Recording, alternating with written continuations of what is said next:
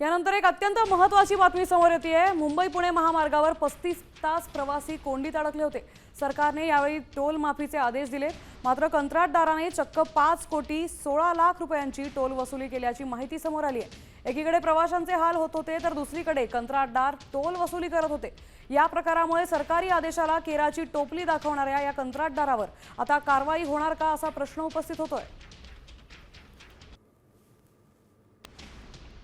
वाहतूक कोंडी झाली होती आणि त्या दरम्यान टोल वसुली केली गेली आहे। आपले प्रतिनिधी सुजित गायकवाड आपल्यासोबत जोडले गेले। सुजित, आता एकीकडे वाहतूक कोंडी होती आणि दुसरीकडे टोल वसुली केली जात होती, काय अपडेट्स आहेत या संदर्भातले?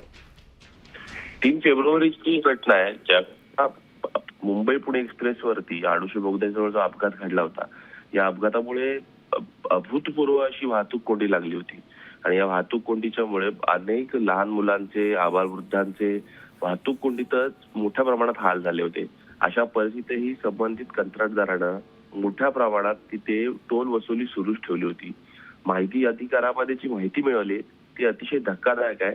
या सगळ्या प्रकारामधून, या सगळ्या टोल वसुलीतून जवळपास 5.5 कोटी रुपयांचा टोल तिथल्या कंत्राटदारांना वसूल केलेला आहे। विशेष म्हणजे बऱ्याच चालकांना त्या कंत्राटदाराला पैसे परत करण्याचे मेल देखील केलेले आहेत, मात्र सरकारकडे पैसे परत करण्याच्या कुठल्याही प्रकारचं धोरण नसल्यामुळे कंत्राटदाराला ते पैसे परत देता येत नाही। त्यामुळे अशा प्रकारच्या वाहतूक कोंडीमध्ये अडकलेल्या आणि हाल झालेल्या लोकांकडून पैसे वसूल करण्याचं मोठं काम इथे सरकारनं आणि त्या सदस्य कंत्राटदारांना केलेलं आहे। नक्कीच सुजित, धन्यवाद आपण दिलेल्या सविस्तर माहितीबद्दल।